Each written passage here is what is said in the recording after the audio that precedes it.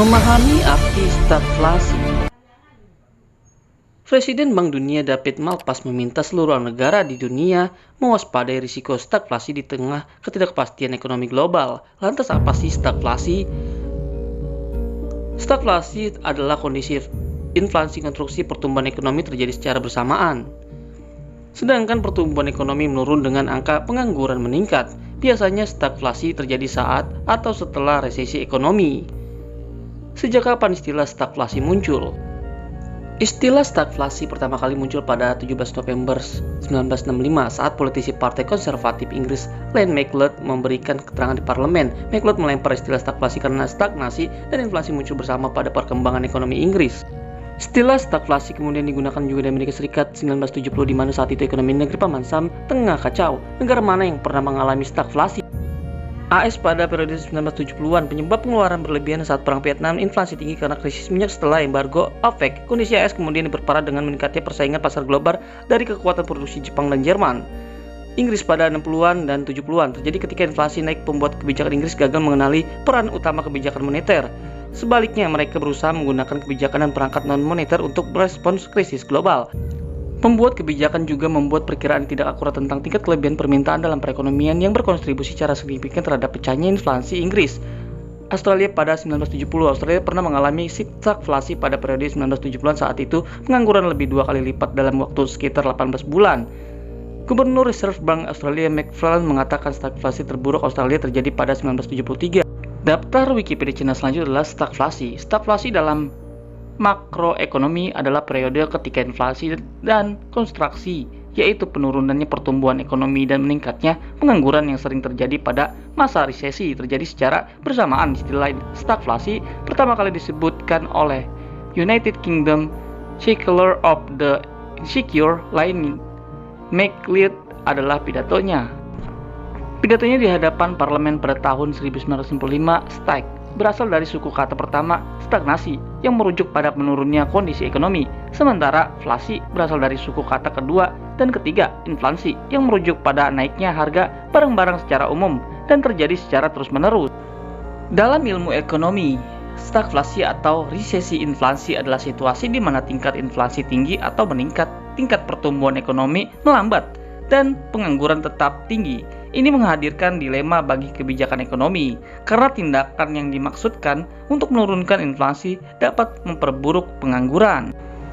Istilah portmanteau dari stagnasi dan inflasi umumnya dikaitkan dengan Ian MacLeod, seorang politisi Partai Konservatif Inggris yang menjadi kanselir Menteri Keuangan pada tahun 1970. MacLeod menggunakan kata itu dalam pidato 1995 di parlemen selama periode inflasi dan pengangguran yang tinggi secara bersamaan di Inggris, memperingatkan House of Commons tentang gawatnya situasi. Dia berkata, ketika sekarang mengalami yang terburuk dari kedua dunia, bukan hanya inflasi di suatu sisi atau stagnasi di sisi lain, tetapi keduanya bersama-sama kita memiliki semacam situasi stagflasi, dan sejarah dalam istilah modern memang sedang dibuat. Mr. MacLeod menggunakan istilah itu lagi pada 7 Juli 1970 dan media mulai juga menggunakannya, misalnya dalam The Economics pada 15 Agustus 1970 dan Newsweek pada 19 Maret 1973. John Maynard Keynes tidak menggunakan istilah itu, tetapi beberapa karyanya mengacu pada kondisi yang sebagian besar akan mengenali sebagai stagflasi dalam versi teori. Makroekonomi Keynesian yang dominan antara akhir Perang Dunia II dan akhir 1970-an. Inflasi dan resesi dianggap saling eksklusif. Hubungan antara keduanya digambarkan oleh kurva Phillips. Stagflasi sangat mahal dan sulit diberantas begitu dimulai, baik dari segi sosial maupun defisit anggaran. Istilah stagflasi, portmanteau dari stagnasi dan inflasi, pertama kali diciptakan selama periode inflasi dan pengangguran di Inggris. Inggris mengalami wabah inflasi pada 1960-an dan 1970-an. Ketika inflasi naik, pembuatan kebijakan Inggris gagal mengenali peran utama kebijakan moneter dalam mengendalikan inflasi. Sebaliknya, mereka berusaha menggunakan kebijakan dan perangkat moneter untuk merespon krisis ekonomi. Para pembuat kebijakan juga membuat perkiraan yang tidak akurat tentang tingkat kelebihan permintaan dalam perekonomian yang berkontribusi secara signifikan terhadap pecahnya inflasi di Inggris Raya pada 1960-an dan 1970-an. Stagflasi tidak terbatas pada Inggris Raya, namun para ekonomi telah menunjukkan bahwa stagflasi lazim di antara 7 ekonomi pasar utama dari tahun 1973 hingga 1982. Setelah tingkat inflasi mulai turun pada tahun 1982, fokus ekonomi bergeser dari penyebab stagflasi ke penentu pertumbuhan produktivitas dan efek upah atas permintaan tenaga kerja.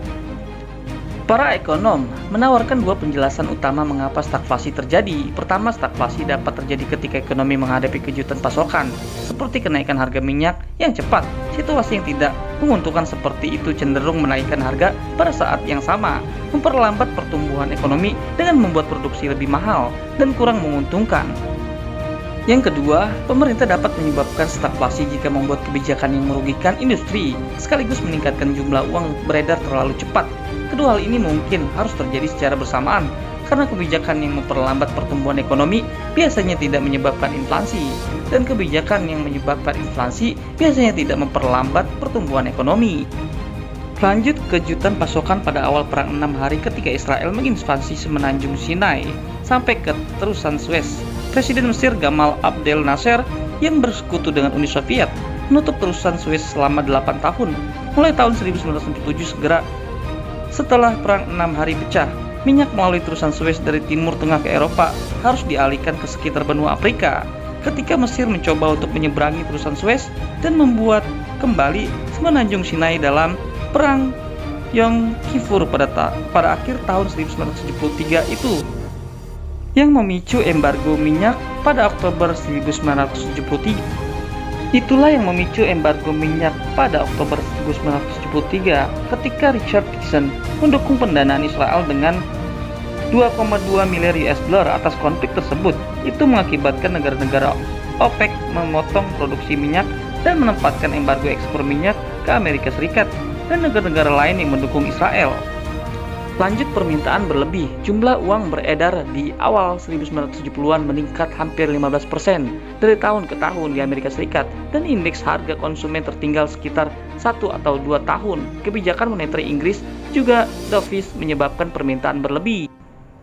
Akhir dari sistem Bretton Woods. Pada pertengahan 1970-an, sistem Bretton Woods gagal dan sistem nilai tukar tetap antara mata uang mulai mengambang, dan standar emas di mana mata uang dipatok ke emas ditinggalkan. Harga emas dan minyak menjadi sangat fluktuatif setelah bertahun-tahun stabil.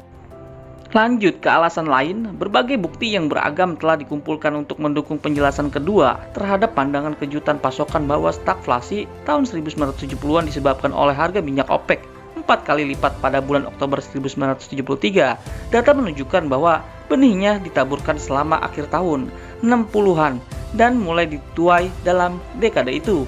Antara 1968 dan 1970-an, pengangguran meningkat dari 3,6% menjadi 4,9%, sedangkan inflasi CPI naik dari 4,7% menjadi 5,6%. Lebih lanjut, dalam survei McKinsey, inflasi yang diharapkan naik dari 3,8% menjadi 4,9% antara tahun 1967 dan 1970.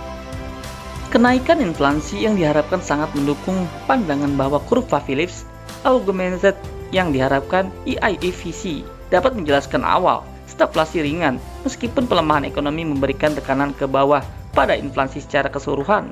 Inflasi naik sesuai dengan EIFC, seperti yang diharapkan inflasi terus meningkat.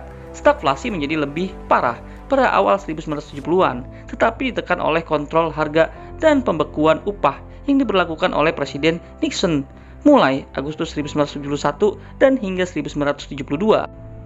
Tetapi ketika kontrol dicabut pada pertengahan 1973, CPI melonjak menjadi 8,5%. Diperdebatkan jika tidak ada kontrol harga upah, stagflasi mini yang didokumentasikan di atas akan terlihat jelas. Sebelum menaikkan harga minyak OPEC Oktober 1973 mengenai dampak langsung depresiasi dolar terhadap inflasi, data sekalian lagi menyiratkan bahwa sama seperti inflasi yang lebih tinggi menggeser kurva penawaran tenaga kerja dan membuat pekerja meminta dan mendapatkan upah uang yang lebih tinggi. Demikian pula penurunan dolar membuat produsen komoditas menuntut harga yang lebih tinggi untuk mengimbangi dolar, menolak lebih jauh lagi, melemahnya dolar sementara eksogen terhadap harga minyak. Itu sendiri merupakan respon yang tertunda terhadap kenaikan inflasi dari tahun 1998 dan seterusnya. Pola ekonomi yang terlalu panas ini yang mengarah ke inflasi, depresiasi dolar, dan kemudian ke harga minyak yang lebih tinggi, dan serangan stagflasi lainnya berulang pada tahun 1979. Kedua penjelasan tersebut ditawarkan dalam analisis stagflasi tahun 1970-an di Barat. Ini dimulai dengan kenaikan harga minyak yang besar, tetapi kemudian berlanjut karena bank sentral menggunakan kebijakan moneter stimulatif yang berlebihan untuk melawan resesi yang diakibatkannya, sehingga menyebabkan spiral harga upah, peningkatan persyaratan keterampilan, pendidikan, dan pengalaman pada angkatan kerja, misalnya karena meningkatnya kompleksitas teknis dapat menyebabkan kekurangan tenaga kerja, terampil, dan kenaikan gaji bagi mereka. Pada saat yang sama, tugas-tugas pekerjaan yang tidak berpendidikan sebagian dipindahkan ke negara-negara bergaji rendah seperti di Asia, menyebabkan tingginya pengangguran. Pandangan Keynesian dan monetaris pasca perang. Keynesianisme awal dan monetarisme sampai tahun 1960-an. Banyak ekonomi Keynesian mengabaikan kemungkinan stagflasi karena pengalaman sejarah menunjukkan bahwa pengangguran yang tinggi biasanya dikaitkan dengan inflasi yang rendah dan sebaliknya. Hubungan ini disebut kurva Phillips. Idenya adalah bahwa permintaan barang yang tinggi akan menaikkan harga dan juga mendorong perusahaan untuk memperkerjakan lebih banyak dan juga lapangan kerja yang tinggi, meningkatkan para pekerja untuk bekerja. Namun, pada tahun 1970-an dan 1980-an, ketika stagflasi terjadi, menjadi jelas bahwa hubungan antara inflasi dan tingkat pekerjaan belum tentu stabil, yaitu hubungan Phillips dapat berubah makroekonomi menjadi lebih skeptis terhadap teori Keynesian, dan Keynesian sendiri mempertimbangkan kembali ide-ide mereka untuk mencari penjelasan stagflasi. Penjelasan untuk pergeseran kurva Phillips awalnya diberikan oleh ekonomi monetaris Milton Friedman dan juga oleh Edmund Phillips.